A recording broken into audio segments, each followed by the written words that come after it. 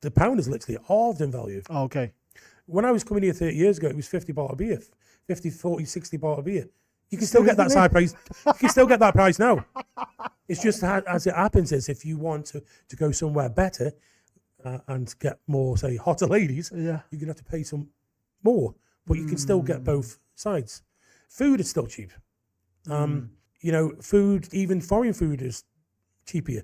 It was probably more expensive back then when there was less of it. Everywhere in the world. Yeah, everywhere's gone up in price. You know? The problem is the currency's halved in value almost. I think in 2008, when that collapse happened, in 1999, the baht collapsed, the Asian economy collapsed the whole Asia. And in one day, the Thai baht went to 101 baht to the pound. But then it dropped and it averaged around about 70 to 78 baht for literally 8 or 9 years. Now, a lot of people back in the day, they came here on a retirement pension thinking it would last. They didn't factor this in. The collapse, inflation, deflation. So they were pretty screwed. So literally thousands had to leave. They had to move back because they lost half the value overnight. Okay. So I do think sometimes it's maybe these people that complain about it. But you've got to factor in these things if you're coming out to live. Don't just think, well, okay, I've got this amount. I've got this, I've got, say, £1,000 for the month. What's that going to be in 10 years' time? What's the value of that going to be in 10 years' time? Because your pension is not moving forward. So you've got to think about these things. And I don't think people think about it. But I don't think it's gone, okay, of course it's more expensive, but I don't think it's gone more expensive. It's probably kept in line. But obviously it's gone, you know, over 30 years more expensive than what it was back then. But it's not gone too much. Drastically. I think people, when they say this, they're talking about women.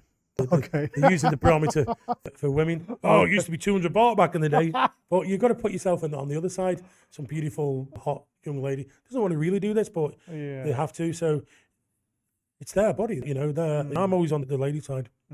What advice would you give someone that's considering or on the edge of like leaving England or leaving their home country, but something just like keeps stopping them, that self-doubt of traveling on their own or like jumping outside their comfort zone? What advice would you give them? That's one what I take for granted because I've always done it.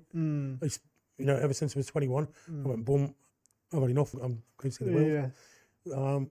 So I've always taken that for granted, but I do get it. I'm thinking, I'm looking at the state of England at the moment and Britain. I don't think you've got much choice, to be honest with you.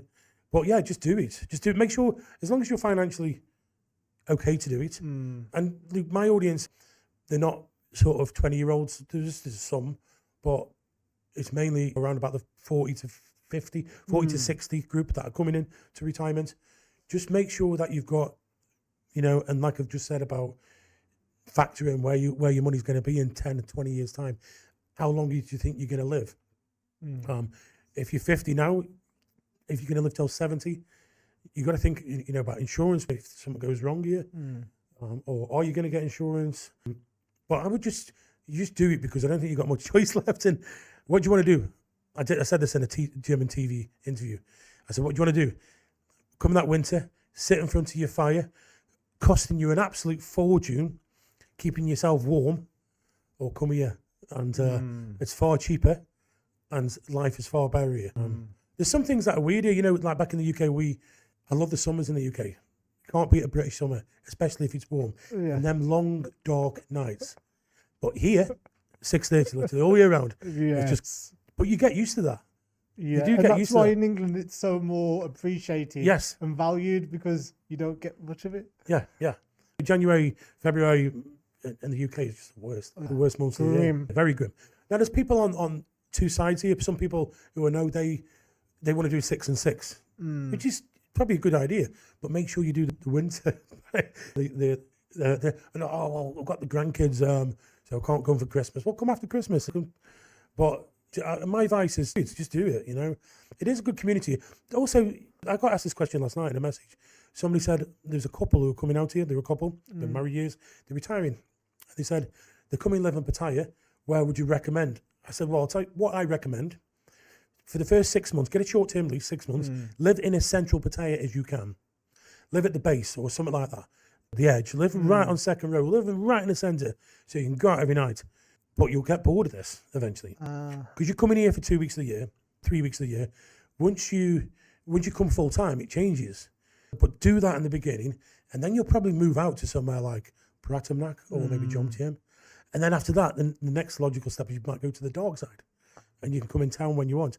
But I always say to people, live in the action in the very beginning, 3 to 6 months, and then so you blast your socks out, you do what you want, and then you get sort of jaded with it a little bit. Oh, I need a bit of relaxation now, I'm getting a bit older, a little bit of peace, and then you can come in town at the weekends or whenever you want. So that's my advice to people moving here.